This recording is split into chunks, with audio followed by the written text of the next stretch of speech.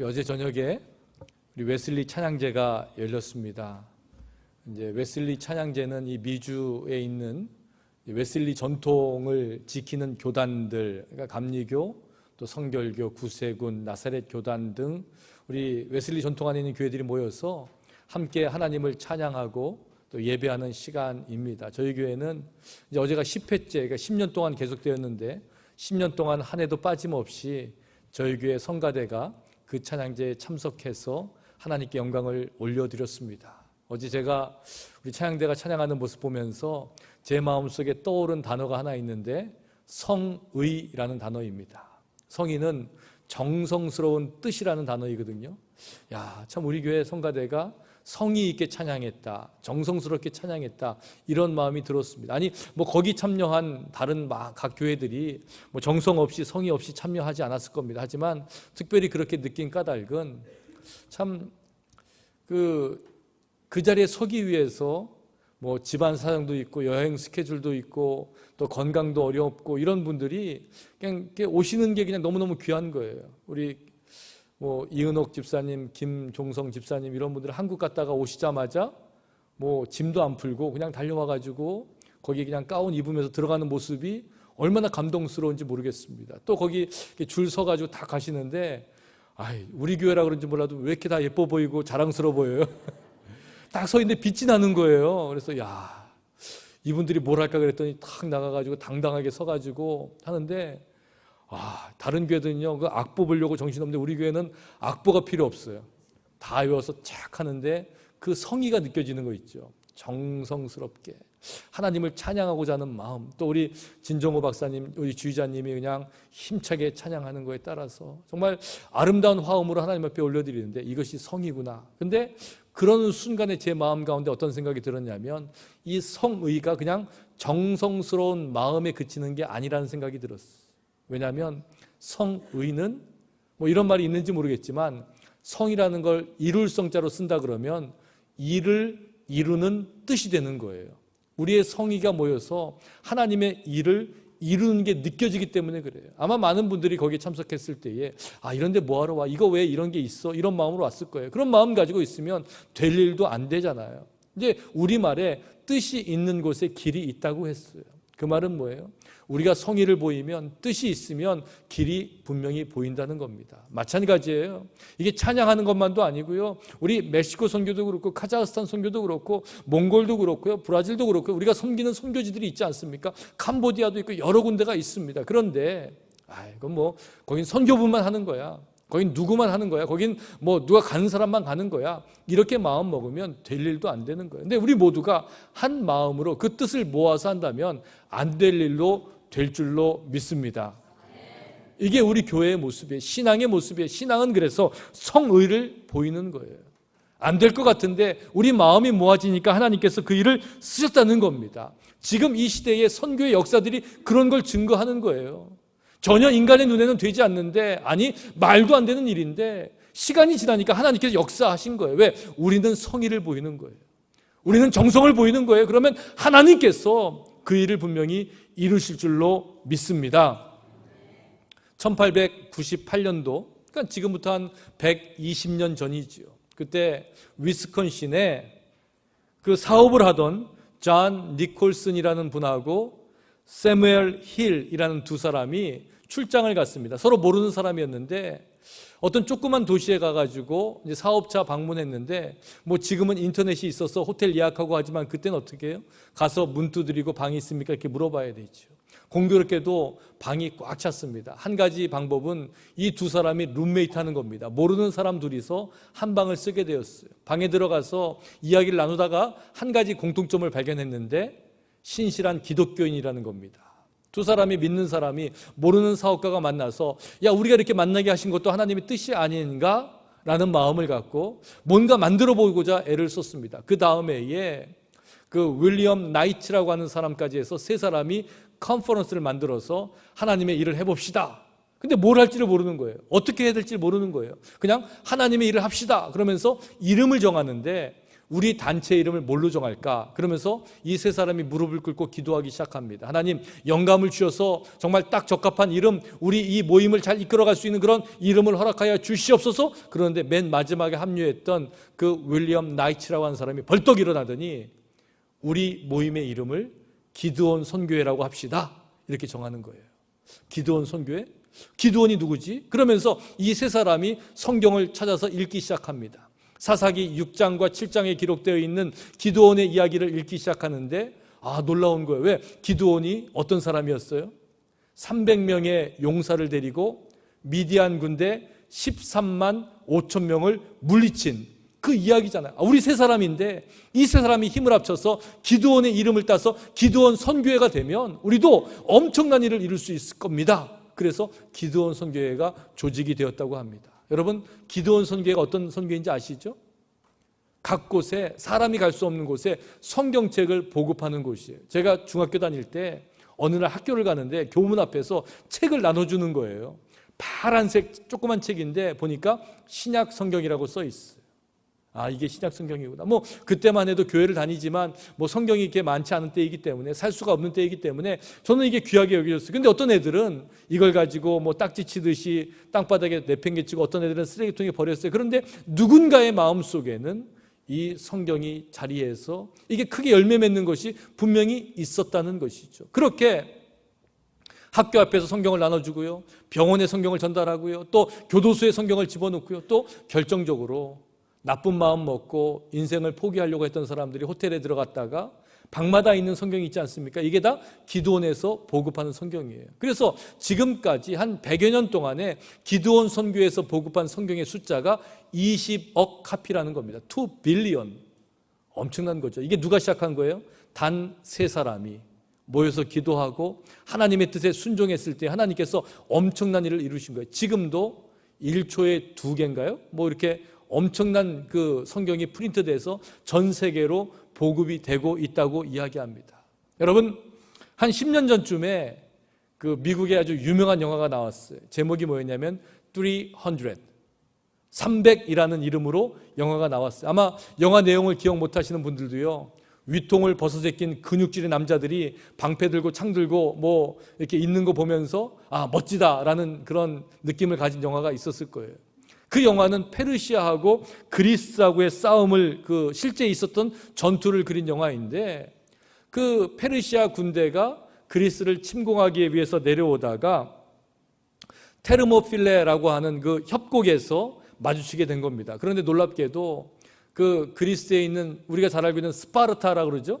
아주 강압적인 훈련 교육을 시키는 그 스파르타의 왕, 그 레오디나스라고 하는 왕이 300명의 정예부대를 이끌고 가서 100만 대군을 막고 선 그 장면이 전 세계 전쟁 역사에 있어서 가장 그 중요한 전쟁으로 꼽히고 있거든요. 그 사건을 영화한 것이 바로 그 300이라는 영화의 내용이었어요. 근데 그 전쟁에서 중요한 것은 뭐냐면, 물론 지역적인 그 특징이 있죠. 한쪽은 바다고 한쪽은 절벽이기 때문에 이 협곡을 지나지 않으면 내려올 수가 없는데, 100만 대군을 300명이 물론 영화에서 실제 전투에서도 이긴 것은 아니에요. 하지만 시간을 끌었기 때문에 그리스가 연합군을 형성해서 이제 지켜낼 수가 있었죠. 그리고 시간이 지나면서 페르시아를 물리쳤기 때문에 많은 역사학자들이 뭐라 그러냐면, 그 전투가 있었기 때문에 그 전투에서 300명이 100만 대군을 이제 무찌르는 건 아니지만 막아냈기 때문에, 어느 정도 막아냈기 때문에 인류의 역사가, 서양사의 역사가 많이 바뀌었다, 이런 이야기를 하고 있을 정도입니다. 우리는 그런 이야기를 들을 때마다 영웅들의 이야기에 마음이 많이 감동을 합니다. 우리 한국에도 그런 영웅이 있죠. 신에게는 아직도 12척의 배가 있나이다. 명랑해전을 앞두고 이순신 장군께서 그렇게 말씀하시고 일본 해군의 그 배 330여 척을 무찔러서 이긴 이야기가 우리 마음 가운데 아주 크게 감동으로 다가오는 것을 알 수가 있습니다. 우리는 그런 이야기를 들을 때마다 대단해, 영웅들이야 하고 있죠. 오늘 성경에도 기드온이 300명의 군사를 데리고 나가서 13만 5천 명의 미디안 사람들과 싸워서 이겼을 때에 이건 특별한 사람의 이야기다라고 이야기할 수 있어요. 그런데 제가 오늘 말씀을 준비하면서 이 기드온의 이야기를 이렇게 읽다 보니까 기드온이요, 우리가 생각하는 것처럼 믿음이 대단한 사람이 아니었더라고요. 뭐 엄청난 믿음이 있었고요. 엄청나게 순종했고요. 뭐 주님이 말씀하시면 주여 내가 나가겠나이다 이러던 사람이 아니었어요. 때로는 의심했고요. 때로는 원망도 했고요. 하나님의 부르심에 고민도 했고요. 하나님의 사명을 확인하고자 애썼던 사람이 바로 이 기드온이라는 것을 알게 되었어요. 그래서 오히려 우리 신앙 가운데에서도 이런 기드온의 연약한 모습이 우리와 비슷하기 때문에 이 말씀을 통해서 우리가 은혜를 나누고 이 말씀을 통해서 어떻게 기드온의 믿음이 성장했고 어떻게 기드온이 담대하게 일어설 수 있었을까 이런 고민을 가지고 우리가 함께 이 말씀을 나누고자 하는 것입니다. 오늘 우리가 읽은 성경을 사사기다 이렇게 이야기합니다. 사사라는 말을 지금은 사용하지 않아요. 옛날에는 판관, 재판관 이렇게 불렀습니다. 뭐 저지 영어로도 이렇게 되어 있죠. 다른 사람을 다스리고 판단하는 그런 그 직책을 사사다 이렇게 불렀습니다. 히브리 말로 쇼페트라고 하는데 이 사사는 어떻게 보면 왕이 있기 전에 이스라엘을 다스리는 사람들이었습니다. 왕이 되려면 왕은 계승이 돼야 되는 거고요. 또 왕이 되면 군사도 있어야 되고 왕이 되면 어느 정도의 경제력도 있어야 되기 때문에 세금을 거두는 것 이것이 이제 왕의 모습인데 이 사사는 특별해서 왕처럼 왕위가 계승되는 것도 아니고요. 그냥 하나님께서 쓰실 때 그 당시에 잠깐의 기간 동안만 사용당하고 또 잊혀지는 게 사사의 모습입니다. 그래서 우리가 잘 알고 있는 것처럼 최초의 여성 사사 드보라라는 이름 많이 기억하시죠? 그리고 전쟁에서 이기고 들어가면 첫 번째 마중 나오는 것을 내가 제물로 드리겠습니다 약속했다가 무남동료 외동딸이 나왔을 때에 그 외동딸을 번제물로 드려야 됐던 입다라는 사람도 사사의 한 사람입니다. 또 엄청난 힘을 가지고 있었지만 그 힘의 비밀을 여인에게 누설함으로 인해 가지고 비참한 최후를 맞을 수밖에 없었던 삼손도 우리가 알고 있는 그 사사의 한 사람이라는 겁니다. 근데 이 사사를 이야기하는 히브리 말 쇼페트라고 하는 말의 뜻은 뭐냐면 정의를 지키는 사람이라는 뜻이에요. 아 그렇구나. 사사니까 재판을 공정하게 하니까 정의롭고 공평한 것이 맞다고 생각할 수 있습니다. 그런데 이 정의를 지키는 사람 쇼페트라고 하는 말의 원래 뜻을 들여다보면 원래의 임무는 뭐냐면 외부로부터 침입하는 적을 막아내는 게 첫 번째 임무입니다. 왜요? 외부로부터 적이 침입하면요 정의고 뭐고 없다는 거예요. 정의도요 나라가 있을 때 정의지요. 우리도 그런 거 많이 경험하지 않습니까? 전쟁이 일어나고 다른 나라에 우리 주권을 빼앗기면 정의를 찾을 그런 시간적인 여유도 없다는 겁니다. 그래서 이 사사는 외부로부터의 적의 침입을 막아내는 일을 굉장히 많이 한 사람이에요. 이스라엘 백성들 가운데 이스라엘 역사 가운데에 애굽을 나와서 가나안에 들어갑니다. 그런데 가나안에서 아직까지 그 족장 체제에 있다가 또 왕이 세워지기 전까지 그 시대를 사사 시대라고 이렇게 일컬고 있는데 그 사사 시대 동안에 이스라엘 백성들이 행했던 여러 가지 모습들이 있는데 가장 첫 번째가 뭐냐면 틈만 나면 하나님을 배반하는 거였습니다. 그래서 성경은 뭐라고 기록하냐면 여호와의 목전에서 악을 행했다라고 기록하는 거예요. 그냥 어디 숨어서 악을 행하는 게 아니라 죄를 짓는 게 아니라 하나님 면전에서 하나님 보실 때 그 앞에서 악을 행하는 모습을 보면서 이스라엘 백성들이 어떻게 타락하고 있는지를 우리에게 이야기해 주고 있습니다. 우상을 숭배하고요. 윤리적으로 도덕적으로 죄를 범하고요. 또 타락한 모습들을 보이면서 성적으로 타락한 모습 보이면서 이스라엘이 악에 빠져 있습니다. 그럴 때마다 하나님은 이스라엘을 심판하시는데 어떻게 심판하시냐면 이웃 나라를 통해서 심판하시는 거예요. 미디안을 통해서 블레셋을 통해서 여러 나라를 통해서 이스라엘 백성들이 곤고에 빠지게 합니다. 그때마다 이스라엘 백성들도 부르짖습니다. 하나님 우리가 잘못했습니다. 살려주십시오. 그러면 하나님께서 또 사사를 보내셔서 외적을 물리치게 하시고 이스라엘 가운데 평안을 주십니다. 그 기간이 어느 정도의 기간이 지나면 또 이스라엘 백성들이 여호와의 목전에서 악을 행하고 이런 사이클이 반복되는 거 이게 사사기에 나오는 모습입니다.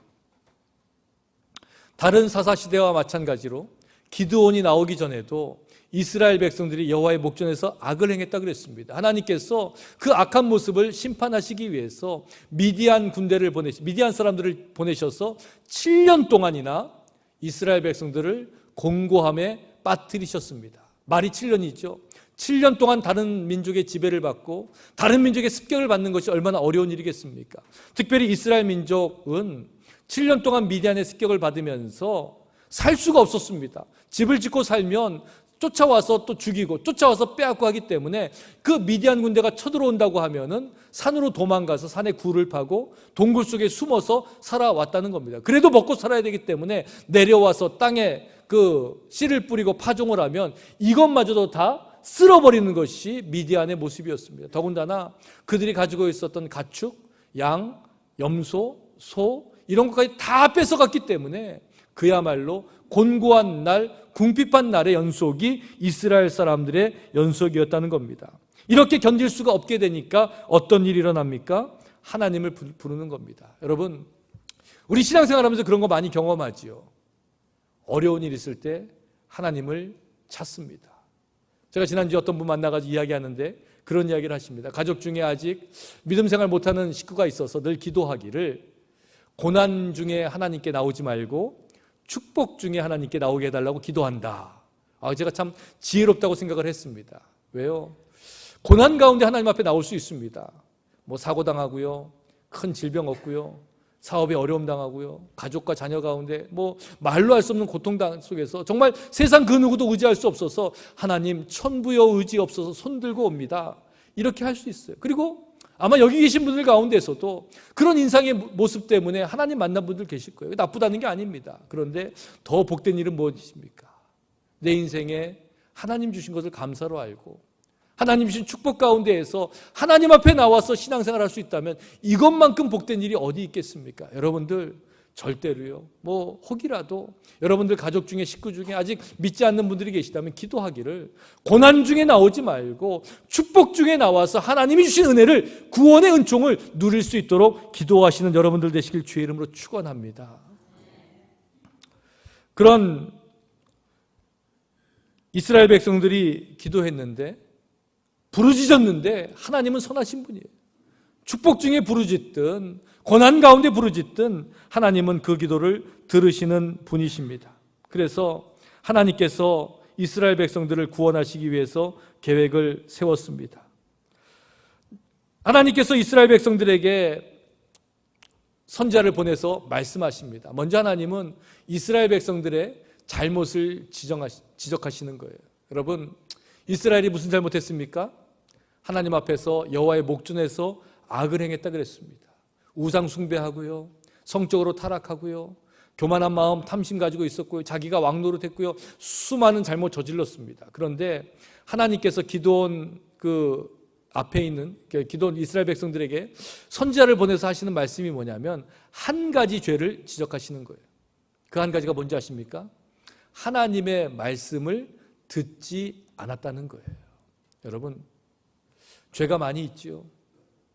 우상도 숭배할 수 있고요, 타락할 수도 있고요, 또 교만할 수도 있습니다. 그런데 그 모든 죄가 한마디로 뭐예요? 하나님의 말씀을 듣지 않았기 때문에 생기는 죄라는 걸 여러분 기억하셔야 될 줄로 믿습니다. 하나님의 말씀을 들으면 어떻게 우상을 숭배할 수 있겠습니까? 하나님의 말씀을 들으면 어떻게 욕심을 낼 수 있겠습니까? 하나님의 말씀을 듣는데 어떻게 내가 내 인생의 왕노릇 할 수 있겠습니까? 하나님이 그걸 지적하는 겁니다. 너희가 내 목소리를 듣지 아니하였다라고 이야기하는 겁니다. 애굽에서 인도하여 내시면서 이스라엘 백성과 함께 하시겠다고 약속하신 하나님께서, 약속의 땅을 허락하시면서 두려워하지 말라고 하신 하나님께서, 이방신들을 섬기지 말라고 하시면서 하나님의 말씀을 듣고 순종하라고 하신 하나님께서 하나님의 목소리를 듣지 아니하였다고 책망하시는 겁니다. 저는 이 책망의 말씀이 이스라엘 백성에게만 주시는 말씀이 아니라 오늘을 살고 있는 우리에게 주시는 말씀으로 다가왔습니다. 왜? 우리의 모습을 들여다보니까요, 참 너무도 한심하게 하나님의 말씀을 안 듣고 살잖아요. 동의 안 하시는군요. 정말 하나님 말씀 안 듣죠, 우리가. 정말 내가 잘났다 그러고요, 교만하죠. 목사인 저도 그러는데 어떡하겠습니까? 그런데 이 말씀을 듣는 우리들의 마음 가운데 찔림이 있어야 되는 거예요. 성경에 쓰여 있기 때문에, 옛날 이야기 때문에, 야, 이스라엘 사람들이 그렇게 책망받고 했는데 또 안 들어, 또 안 들어, 또 안 들어, 이렇게 아니라 이게 나의 인생의 문제거든요. 내 문제거든요. 하나님이 그렇게 말씀하시는데 듣지 않고 살아가는 내 인생의 문제가 여기 있다는 겁니다. 하나님의 사자가 요아스의 땅 오브라에 있는 상수리 나무 아래 이제 기드온이 거기 있을 때 나타났습니다. 기드온이 거기서 뭐라고 있었냐면 밀을 타작하고 있었다 그랬습니다. 이제 밀 껍데기를 벗겨가지고 이제 곡식을 만들어서 먹으려고 하는 거죠. 그런데 성경이 재미있는 표현을 하는 거예요. 뭐라고 이야기하냐면 포도주 틀에서 밀을 타작하고 있었다고 이야기합니다. 포도주 틀은 포도주즙을 짜고 포도주를 이렇게 하는 건데 거기서 왜 밀을 타작하고 있습니까? 성경이 의도하고 있는 것은 뭐냐면 그 당시에 그런 그 삶의 모습 가운데에서 포도주술은 허리를 숙이고 밑에서 하는 거라고 합니다. 근데 밀은 타작하려면 막 위에서 까부르기도 하고 뭐 해야 되겠죠. 근데 숨어서 하고 있다는 걸 보여주고 있는 거예요. 허리를 숙이고 눈치를 보면서, 왜 미디안 사람들이 쳐들어올까 봐. 쳐들어오면 지금 어떻게 되는 겁니까? 내가 지금 쫓겨가야 되거든요. 이게 아무 소용이 없거든요. 그러니까 숨어서 비겁하게 지금 이게 남자가 지금 사내가 지금 이거 하고 있는 겁니다. 밀 좀 벗겨보겠다고 하고 있는 겁니다. 그런데 하나님의 사자가 그 기도원을 뭐라고 부르십니까? 큰 용사여라고 부르고 있어요. 말이 안 되는 거 아닙니까? 지금 비겁한 한 사내가 숨어가지고 지금 밀을 까부르고 있는데 그 사람을 보면서 큰 용사여라고 부르고 있는 겁니다. 이 큰 용사여라는 말은 힘센 장사야 이렇게 이야기하는 거예요. 근데 원래 뜻은 뭐냐면 용감한 사람이요 이렇게 부르는 겁니다. 기드온이 용감한 사람입니까? 아니거든요. 비겁한 사람이거든요. 지금 7년 동안 쫓겨다니면서 겨우 먹고 살겠다고 밀 가지고 까부르면서 그것도 숙여가지고 몰래 숨어서 지금 그렇게 하고 있는 비겁한 기드온에게 나타나서 용감한 자요 라고 부르고 있는 겁니다. 기드온은 그 말을 듣자마자 하나님 앞에 따지기 시작합니다. 여호와께서 우리와 함께 계시면 어찌하여 이 모든 일이 우리에게 일어났나이까? 이게 하나님 여호와의 사자 앞에 따지는 겁니다. 정당한 고발이죠. 하나님께서 함께 하시는데 왜 7년 동안 우리가 이렇게 고생해야 됩니까? 먹고 살 것이 없어서 산으로 쫓겨다니고 다 빼앗기고 목숨의 위협을 느끼면서 이렇게 살아야 되는 이유가 무엇입니까? 하나님이 살아계시는데 어떻게 이럴 수가 있습니까? 하나님 앞에 지금 항변하고 불평하고 있습니다. 기드온은 계속해서 이야기합니다. 또 우리 조상들이 일찍이 우리에게 이르기를 여호와께서 우리를 애굽에서 올라오게 하신 것이 아니냐 한 그 모든 이적이 어디 있나이까? 들었다는 거예요. 역사로 알고 있다는 거예요. 애굽을 나올 때에 하나님께서 함께 하신 거 알고 있다는 겁니다. 10가지 재앙을 통해서 바로의 마음을, 강팍한 마음을 녹여주시고 홍해를 건너게 하시고 만나와 메추라기를 먹이시고 구름기둥, 불기둥으로 인도하시고 반석에서 물이 나게 하시면서 지금까지 인도하신 그 하나님의 역사와 기적을 알고 있다는 겁니다. 그런데 지금 그런 일들이 안 일어나고 있다는 거예요. 옛날은 옛날이라는 겁니다. 이게 어떻게 된 것입니까? 현실이 어려울 때 제일 먼저 일어난 일이 뭐냐면 과거의 은혜를 잃어버리는 겁니다. 여러분 그렇지 않습니까? 과거에 하나님이 함께 하셨는데, 과거에 성령 가운데, 은혜 가운데에서 하나님의 기적을 체험하며 살았는데 이걸 잃어버린 거예요. 다른 말로 하면요, 현실이 어렵지만 과거의 은혜를 기억하기 시작하면 그 현실을 이길 수 있는 힘이 된다는 겁니다. 많은 신앙인들이 신앙생활하면서 기쁨이 없다고 이야기합니다. 그 첫사랑을 잃어버렸다고 이야기합니다. 그런데 사실은 믿음을 잃어버린 것도 아니고요, 첫사랑을 잃어버린 것도 아니에요. 하나님이 나와 함께 하셨다는 그 감격을 잃어버린 거예요. 저는 늘 생각할 때 이런 생각을 하고 삽니다. 우리가 일생에 매주 예배 드리지 않습니까? 또 새벽 예배 나오시는 분은 새벽마다 예배 드리시고요, 또 수요일날 저녁 나오시는 분들은 또 수요일도 예배 드리시고, 일주일에 여러 번 예배 드리는 분 많이 계세요. 가정 예배 드리시고. 근데 평생에 한 번만 예배 정말 제대로 드리면 그 일생은 믿음 가운데 살 수 있습니다. 왜요? 그 한 번의 예배 감격이, 살아있는 하나님을 만나는 감격이 늘 나와 함께하기 때문에 그렇습니다. 여러분들 신앙에 어려움이 있습니까? 인생이 내 뜻대로 안 되고 있습니까? 인생의 문제를 기억하는 것이 아니라 과거에 나와 함께 하셨던 그 하나님의 은혜를 기억하신 여러분들 되시길 바랍니다. 이게 회복의 출발이에요. 그러면 하나님께서 그 일을 통해서 과거에 함께 하신 하나님께서, 과거에 우리와 동행하신 하나님께서, 기적을 베푸신 하나님께서 오늘도 동행하시고 오늘도 우리 삶 가운데에서 역사하시고 기적을 베푸신다는 것을 우리에게 분명히 보여주실 줄로 믿습니다. 그게 신앙인의 모습이에요. 근데 기드온은 과거는 과거로 여긴 거예요. 출애굽의 기적은 그때뿐이라는 거예요. 그러자 갑자기 성경에서 하나님의 사자가 기드온과 이야기하다가 하나님이 직접 나타나셔서 기드온과 대화를 하기 시작하는 거예요. 14절 말씀에 이렇게 되어 있죠. 여호와께서 그를 향하여 이르시되, 하나님께서 그를 향했다는 겁니다. 하나님께서 기드온을 바라보셨다는 거예요. 아니, 하나님께서 우리를 바라보고 계시다는 거예요. 뭐라고 말씀하십니까? 너는 가서 이 너의 힘으로 이스라엘을 미디안의 손에서 구원하라. 내가 너를 보낸 것이 아니냐? 이게 하나님께서 기드온에게 말씀하시는 거예요. 기드온이 어떤 사람이에요? 과거를 잃어버렸어요. 실패에 젖어 있어요. 옛날은 옛날이에요. 기적은 그때 끝났어요. 이렇게 생각하던 사람이에요. 그런 사람에게 지금 하나님이 뭐라고 말씀하시는 거예요? 너는 가서 이 너의 힘으로 이스라엘을 미디안의 손에서 구원하라는 거예요. 내가 너를 보냈다고 이야기하는 겁니다. 이 말을 다른 말로 이야기하면 옛날 기적이 없다고? 기적을 잃어버렸다고? 아니야. 이제 네가 기적이야. 이렇게 말씀하시는 거예요. 네가 기적이야. 여러분, 그 음성을 하나님이 지금 여러분에게 주시는 그 말씀으로 듣는 여러분 되시길 주의 이름으로 축원합니다. 내가 기적이에요. 여러분이 기적이에요. 기적 바랄 거 없어요. 왜? 내가 하나님의 일을 감당하니까. 그게 기적이 아니고 뭐겠습니까? 여러분, 하나님께 버림받았다고 여기지고 계십니까? 그런 사람들에게 말씀하시는 거예요. 내가 너를 보내겠다. 내가 너와 함께 하겠다. 내가 너를 붙들고 있다는 겁니다. 하지만 오랜 시간 세상에 그 찌들린 그 기드온의 마음이 쉽게 풀어지지가 않아요. 상처받았잖아요. 7년 동안 쫓겨다녔잖아요. 오죽하면 사내가 못나게 허리 숙이고 이거 까부르고 있었겠습니까?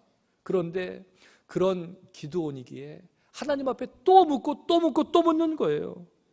하나님, 내가 무엇으로 이스라엘을 구원하리이까? 보소서, 나의 집은 므낫세 중에 극히 약하고 나는 내 아버지 집에서 가장 작은 자니이다. 이 자신감이 없는 겁니다. 우리는요, 여기서 착각을 하게 돼요. 아, 기드온이 겸손하네?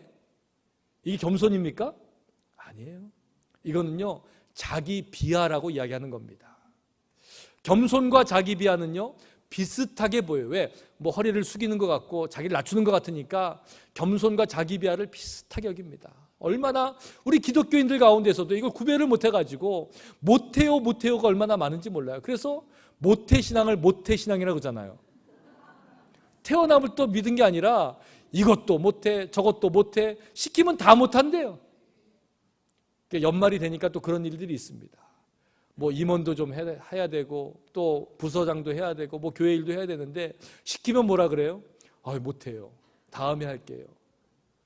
이건 겸손이 아닙니다. 왜요? 겸손은요, 겸손과 자기 비하를 구별하는 게 한 가지가 있는데 그건 뭐냐면 존중하는 마음이 있냐는 거예요. 겸손은요, 상대방을 존중하고 나를 존중하는 거예요. 그렇기 때문에 낮출 수 있는 거거든요. 근데 자기 비하는 뭐냐면 상대방을 존중하는 게 아니라 상대방을 무시하는 겁니다. 엄밀하게 따지면. 그리고 자기 자신도 무시하는 거예요. 그렇기 때문에 자기 비하를 하면요, 상대방도 기분이 안 좋고 나도 기분이 안 좋아요. 근데 겸손은 누구나가 다 기분이 좋아지는 거예요. 여러분, 겸손과 자기 비하를 혼동하지 마시길 바랍니다. 하나님의 백성들은 기본적으로 능력과 은혜의 백성으로 삼아주신 거예요. 우리가 못할 게 없죠. 왜? 하나님이 우리 아버지가 되시고 하나님이 세상의 주인 되시는데 왜 거기서 뭐 못한다 그러고 부정적인 말 이렇게 생각하며 살고 있습니까? 그럴 필요가 없다는 거예요. 그런 기드온을 향해서 하나님께서 다시 입을 여셨습니다. 여호와께서 그에게 이르시되 내가 반드시 너와 함께 하리니. 할렐루야. 이 말씀이 오늘 저와 여러분에게 주신 하나님의 말씀으로 기억하시길 주의 이름으로 축원합니다. 오늘 설교 제목이잖아요. 내가 너와 반드시 함께 하겠다. 얼마나 놀라운 고백입니까? 여러분, 하나님이 함께 하신다는데 뭐 세상에 거칠 게 뭐가 있겠습니까? 사람 두려워할 필요가 없죠. 조금 어렵다고요? 괜찮습니다. 왜? 하나님이 반드시 나와 함께 하니까. 내가 반드시 너와 함께하리다. 하나님의 말씀 아닙니까?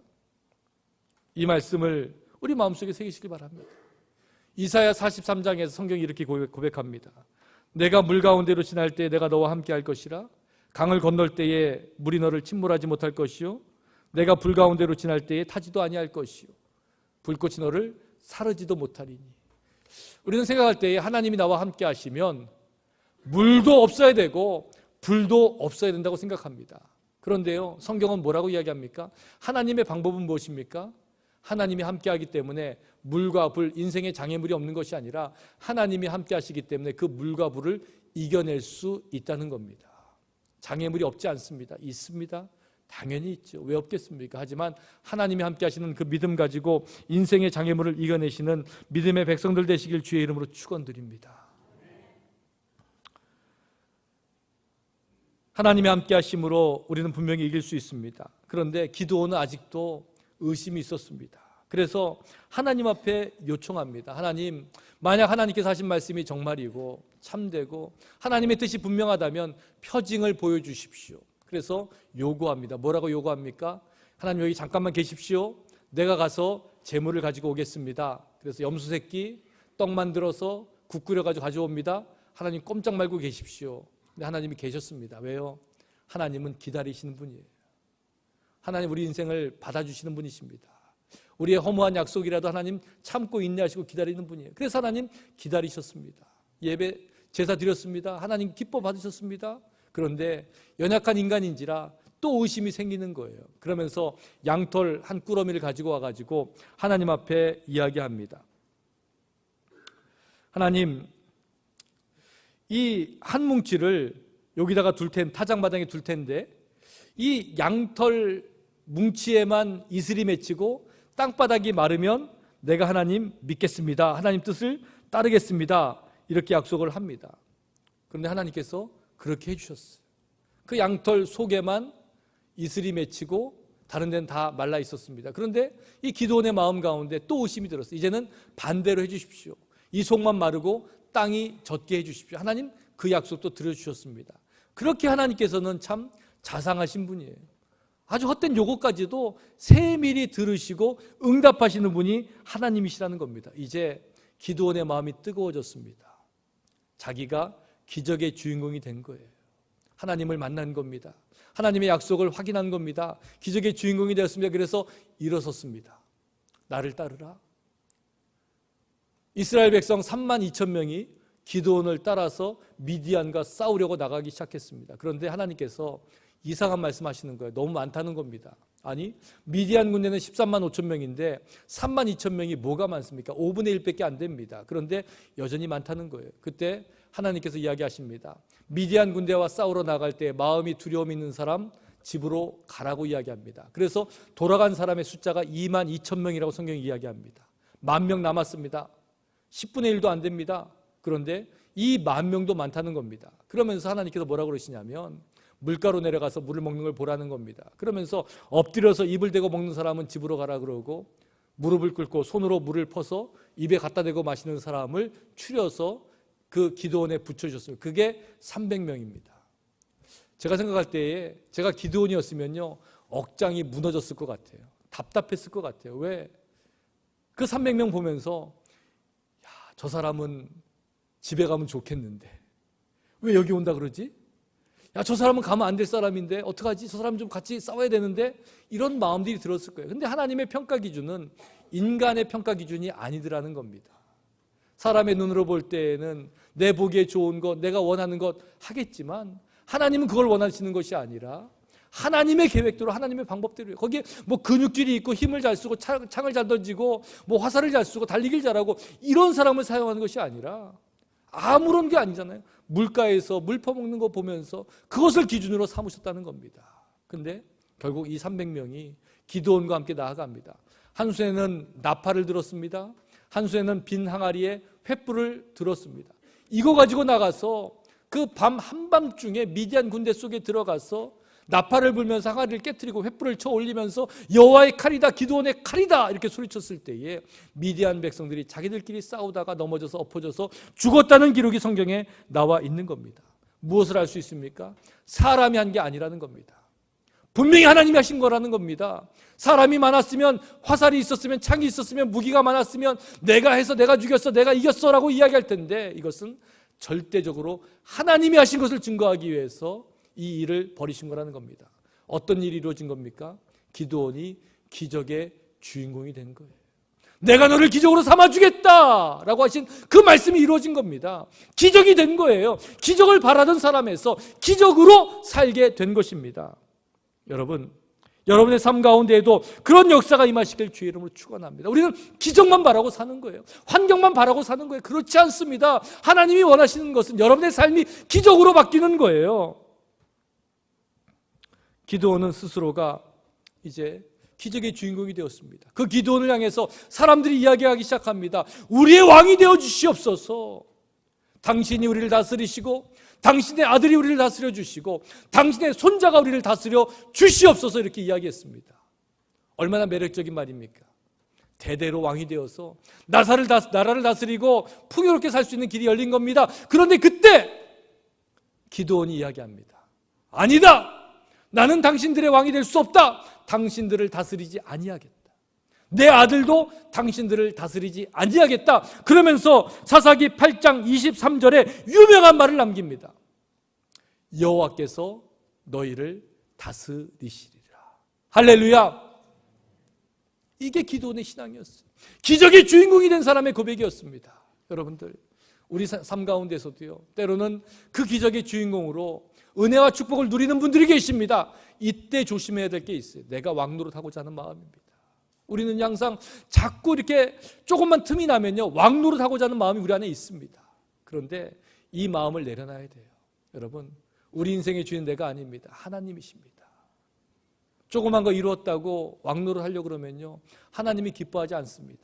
오늘 이 말씀 속에 내가 반드시 너와 함께 하리라, 너를 기적의 주인공으로 쓰리라 하신 하나님의 말씀을 기억하시되, 그렇다고 해서 내가 왕노릇 하려고 하는 마음, 내가 주인 노릇하고자 하는 마음이 있거들랑, 이제는 여호와께서 우리를 다스리시리라, 여호와께서 나를 다스리시리라, 여호와께서 우리 가정의 왕이 되시리라, 여호와께서 우리 교회의 주인이 되시리라, 이 믿음의 고백을 가지고 오늘도 믿음의 주인공으로, 기적의 주인공으로 살아가시는 여러분들의 귀하고 복된 인생이 되시기를 주님의 이름으로 간절히 축원합니다. 기도하시겠습니다. 하나님.